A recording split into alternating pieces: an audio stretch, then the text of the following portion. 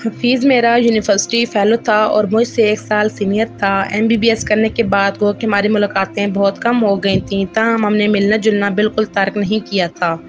وہ مجھے دیکھ کر خوش ہوا، لیکن 2 اجنبی لڑکیوں کو میرے ساتھ دیکھ کر حیران بھی۔ یار میری عزیزہ کی طبیعت ٹھیک نہیں، تم پہلے سے دیکھ لو۔ میں اس کی حیرانی کو نظر انداز کرتے ہوئے سنجیدگی سے بولا اور وہ اپنی حیرت پر قابو پاتے ہوئے فوراً حرکت میں آ گیا۔ پہلے کبھی یہ اتنی بیمار ہوئی ہیں؟ حفیظ نے نگی کے برابر فکر مند کھڑی زیبا سے پوچھا تو وہ چونکی۔ نہیں، پہلے تو کبھی اتنی بیمار نہیں ہوئی۔ اچانک پتہ نہیں اسے کیا ہو گیا ہے، جب سے ہم شہر سے پلٹے ہیں اس کی یہی حالت ہے۔ وہ اس دن کا ذکر کر رہی تھی جب میں آخری بار نگی سے ملا تھا، لیکن اس بات کو تو 2-3 ہفتے گزر گئے تھے، یعنی اتنے دن سے وہ بغیر علاج معالجے کے یوں ہی پڑی تھی۔ وہ اتنے دنوں سے بخار میں تپ رہی ہے اور تم لوگوں سے اتنا نہیں ہو سکا کہ کسی ڈاکٹر کو بلا کر اسے دکھا دو۔ میں زیبا پر پھٹ پڑا۔ وہ حیرت سے دیدے پھاڑے مجھے دیکھنے لگی۔ شاید میرا رد عمل اس کی توقع کے خلاف تھا۔ پھر مجھے خیال آیا کہ میں خواہ مخواہ اس بیچاری پر بھڑک رہا ہوں، حالانکہ اس سب میں وہ اکیلی تو قصوروار نہیں تھی۔ اسی دوران حفیظ ہماری طرف آ گیا۔ یار اچھا ہوا تم اسے یہاں لے آئے، میں نے اسے ڈرپ لگا دی ہے، بخار نے اس کے جسم کی ساری طاقت نچوڑ کر رکھ دی ہے، تو 3 ڈرپس کے بعد اس کی حالت بہتر ہو جائے گی۔ حفیظ آتے ہی مجھ سے مخاطب ہوا، جبکہ زیبا نگی کے پاس چلی گئی تھی۔ اس کے جاتے ہی حفیظ نے مجھے مشکوک نظروں سے دیکھتے ہوئے پوچھا، کون ہے یہ؟ پہلے کبھی دیکھا نہیں تمہارے ساتھ۔ اب تو دیکھ لیا نا، میں نے مسکراتے ہوئے بات ٹالنے کی کوشش کی۔ مجھ سے بھی چھپاؤ گے؟ حفیظ کا شک کسی طور پر بھی رفع ہونے میں نہیں آ رہا تھا۔ یار وہ جو بھی ہے میرے لیے بہت اہم ہے، میرے خیال میں تمہارے لیے اتنا جاننا کافی ہوگا۔ میں نے اس کے کندھے پر ہاتھ کا دباؤ بڑھاتے ہوئے سنجیدہ اور 2 ٹوک انداز میں کہا، تو محض اس بات میں سر ہی ہلا پایا۔ وہ رات ہم نے کلینک پر ہی گزاری۔ صبح فجر سے کچھ پہلے وہ اپنے حواس میں لوٹی اور مجھے دیکھتے ہی اس کی پپٹی زدہ نیلگوں ہونٹ تھر تھر آئے۔ شہزاد، ہاں بولو، کچھ چاہیے تمہیں؟ میں اس کے قریب ہوا۔ وہ کچھ لمحے بغیر پلکیں جھپکائے مجھے دیکھتی رہی، پھر نفی میں سر ہلاتے ہوئے آنکھیں بند کر لی۔ میں اس کا یہ انداز سمجھنے میں ناکام رہا تھا۔ اگلے دن ہم نگی کو گھر لے آئے۔ میرا دل کہہ رہا تھا کہ یہ بخار اسی ملاقات کا شاخسانہ تھا جس دن میں نے اس کے سامنے اپنا دل کھول کر رکھ دیا تھا۔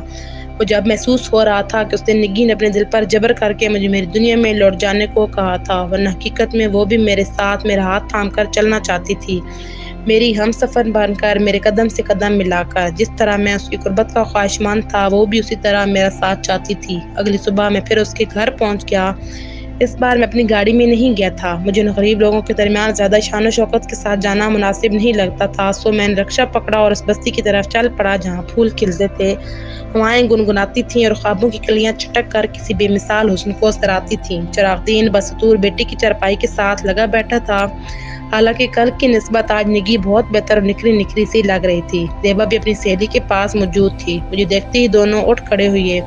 نگی بھی اٹھ کر بیٹھنا چاہ رہی تھی، لیکن میں نے آگے بڑھ کر اسے لیٹے رہنے کی تاکید کی اور خود ایک ٹوٹی ہوئی کرسی گھسیٹ کر اس کے پاس ہی بیٹھ گیا۔ زیبا ہمیں تنہائی فراہم کرنے کے لیے وہاں سے اٹھ گئی۔ چراغ دین پہلے ہی میری خاطر مدارت کی غرض سے وہاں سے جا چکا تھا۔ کیسی ہو نگی؟ میں نے عادت کی رسم نبھاتے ہوئے بات کا آغاز کیا۔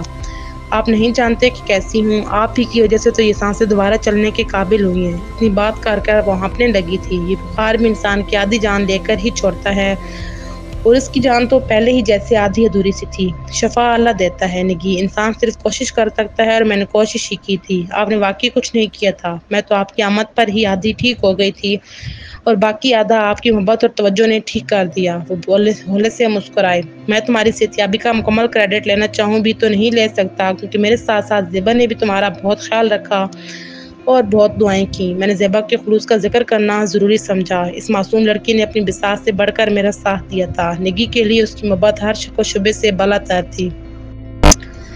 اس میں تو واقعی کوئی شک نہیں۔ زیبا میری بچپن کی سہیلی ہے، ہماری آنکھوں نے ایک ساتھ خواب دیکھنا شروع کیے اور ایک ساتھ ہی زندگی کو برتنا سیکھا۔ نگی کے لہجے میں شیرینی سی گھلی ہوئی تھی۔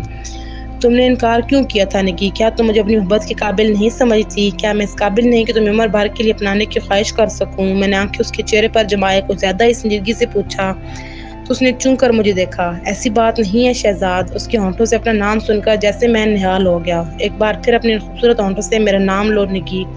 میں بچوں کی طرح ضد کرنے لگا تو اس نے شرماتے ہوئے اپنی نظریں جھکا لیں۔ اس نے میرے کانوں میں ایک بار پھر راز کھولا اور میں بن پیے سرور اور خمار میں آ گیا۔ میں کچھ دیر اور وہاں رکنا چاہتا تھا، لیکن آفس بھی جانا تھا۔ آج میری 3 ضروری میٹنگز تھیں۔ میں پھر آؤں گا، اور اب اکیلا نہیں، اپنے امی ابو کو ساتھ لاؤں گا، تمہیں تمہارے ابا سے تمہیں مانگنے۔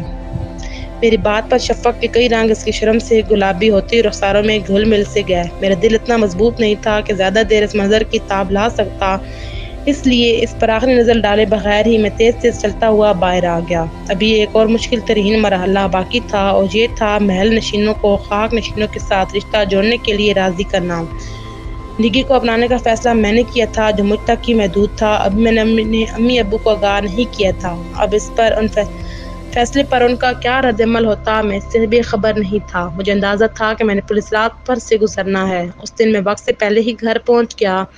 امی ابو خاص طور پر امی مجھے اتنی جلدی گھر میں دیکھ کر بہت خوش ہوئی۔ پچھلے کچھ ہفتوں سے میری مصروفیات کچھ بڑھ گئی تھیں۔ بحیثیت مارکیٹنگ ڈائریکٹر میری جاب تاحال جاری تھی، لیکن کمپنی کے مالک کے ساتھ میرے کسی حد تک دوستانہ تعلقات تھے، اس لیے ہم ادویہ سازی کی ایک اور کمپنی کی داغ بل ڈالنے کا سوچ رہے تھے جس میں میں برابری کا حصہ دار ہوتا۔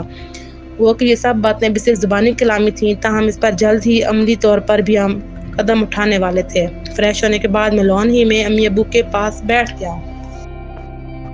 شام کی چائے تیار تھی، بس میرا ہی انتظار تھا۔ خوشگوار ماحول میں چائے پی جا رہی تھی اور میں نے اسی ماحول کا فائدہ اٹھاتے ہوئے اپنی بات کرنے کا فیصلہ کیا۔ میں آپ دونوں کی موجودگی کا فائدہ اٹھاتے ہوئے ایک بات کرنا چاہتا ہوں۔ میں نے اپنے اندر ہمت مجتمع کرتے ہوئے تھوک نکلا، کیونکہ جو بات میں کرنے والا تھا اس کے لیے باہمت ہونا بہت ضروری تھا۔ امی ابو دونوں میری طرف متوجہ ہوئے۔ میں شادی کرنا چاہتا ہوں۔ یہ سن کر میرے والدین کا چہرہ بے پایا خوشی سے کھل اٹھا۔ وہ جیسے یہی سننے کے لیے جی رہے تھے۔ بیٹا، تم نے تو ہماری مردہ ہوتی رگوں میں ایک نئی زندگی دوڑا دی۔ امی کی آنکھوں میں خوشی کے مارے آنسو نکل پڑے۔ ہاں بیٹا، تمہاری ماں سچ کہہ رہی ہے۔ تم شاید نہیں جانتے کہ جوان بیٹے کے سر پر سہرا دیکھنا بوڑھے والدین کی کتنی بڑی خواہش ہوتی ہے۔ ہم والدین ایسے ہی تو دعائیں نہیں مانگتے کہ یا اللہ ہمیں اپنی اولاد کی خوشیاں دیکھنا نصیب فرما۔ ابو نے جیسے امی کی ادھوری بات مکمل کی۔ تو بتاؤ بیٹا، وہ خوش نصیب کون ہے جو ہمیں دنیا کی سب سے بڑی خوشی دینے والی ہے؟ امی اب آپ اپنے جذبات پر قابو پا چکی تھیں، تو انہوں نے وہ سوال پوچھ لیا تھا جس کا جواب دینے کی ہمت میں اپنے اندر نہیں پا رہا تھا۔ ایک گہری سنجیدگی نے مجھے اپنے ہتار میں لے لیا تھا۔ بتاؤ بیٹا، خاموش کیوں ہو گئے؟ ابو کو شاید میری خاموشی کھٹکنے لگی تھی، اس لیے وہ کرسی کی پوچھ سے الگ ہو کر بیٹھ گئے اور گہری نظریں مجھ پر جما دیں۔ ابو، میں نے جس لڑکی کو اپنے لیے منتخب کیا ہے وہ شاید آپ کے معیار پر پوری نہ اترے۔ میں نے اپنے تئیں تمہید باندھی۔ اس وقت میرا دل اتنی شدت سے دھڑک رہا تھا جیسے بھی پسلیوں کا پنجرا توڑ کر باہر آ پڑے گا۔ بیٹا، تم پڑھے لکھے ہو، باشعور ہو، جسے تم نے اپنے لیے پسند کیا ہے اس میں ضرور کوئی ایسی بات ہوگی جس نے تمہیں متاثر کیا، ورنہ کیا ہم نہیں جانتے کہ تم کس قدر مضبوط کردار کے مالک ہو۔ کتنی ہی لڑکیاں تمہاری زندگی میں آئیں اور گئیں، لیکن کوئی بھی تمہیں اس قدر متاثر نہ کر پائی۔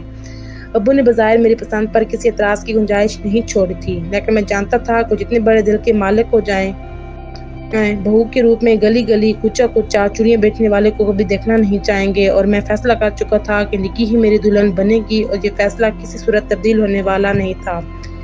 ہچکچاؤ مت بیٹا، ہمیں اپنی پسند بتاؤ تاکہ ہم اسے اپنے گھر کی روشنی بنانے کے لیے ابھی سے تیاری شروع کر دیں۔ امی نے میری ہمت بندھائی۔ وہ اس حوالے سے کافی پرجوش تھیں اور ایک ماں ہونے کے ناطے انہیں پرجوش ہونا بھی چاہیے تھا، لیکن جو توقعات وہ مجھ سے وابستہ کی بیٹھی تھی میں شاید انہیں پورا کرنے میں ناکام تھا۔ یہی تو میں بتانا چاہ رہا ہوں امی کہ اگر وہ ان لڑکیوں میں سے ہوتی جن کا تذکرہ ابھی تھوڑی دیر پہلے ابو نے کیا ہے تو شاید آپ کے سامنے مجھے اس قدر تمہید باندھنے کی ضرورت نہ پڑتی۔ اصل بات یہی ہے کہ ان لڑکیوں سے بالکل الگ اور مختلف ہے، لیکن میں کیا کرتا امی، میں اپنے دل کے ہاتھوں مجبور ہو گیا۔ اسے دیکھتے ہی میں اپنے اوپر سے اختیار کھو بیٹھا تھا۔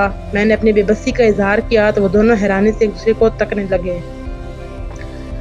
شاید انہیں اندازہ نہیں تھا کہ بات اتنی معمولی اور عام سی نہیں جتنی وہ سمجھ رہے ہیں۔ ہمارا صبر مت آزماؤ، اب بتا بھی دو۔ ابو، وہ لڑکی گلی گلی کوچا کوچا شہر شہر نگر نگر جا کر چوڑیاں بیچتی ہے۔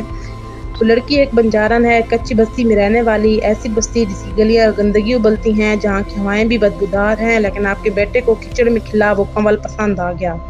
بتائیں اس میں بھلا آپ کے بیٹے کا کیا قصور ہے؟ بالآخر میں سانس بند کیے اس پولیس رات سے گزر ہی گیا۔ چند منٹ کے اندر اندر میرے وجود میں ایک نامحسوس سی شدید آندھی چل کر تھم گئی تھی۔ دوسری طرف امی ابو جیسے سکتے میں چلے گئے۔ میں نے ان کے سر پر بم ہی تو پھوڑا تھا۔ تو بتائیں، کیا اب آپ اس لڑکی کو اپنی بہو تسلیم کریں گے؟ میں نے خاموشی کی گڑھے میں الفاظ کے کنکر پھینک کر اسے پاش پاش کیا۔ وہ کیا بولتے، ان کی تو جیسی قوت گویائی ہی جواب دے چکی تھی۔ مجھے اندازہ تھا کہ میری بات سننے کے بعد ان کا رد عمل کچھ اس طرح کا ہوگا۔ میں ان کے نزدیک بہت سمجھدار تھا۔ اب میں انہیں کیسے سمجھاتا کہ محبت اس سمجھداری کو کب مانتی ہے بھلا؟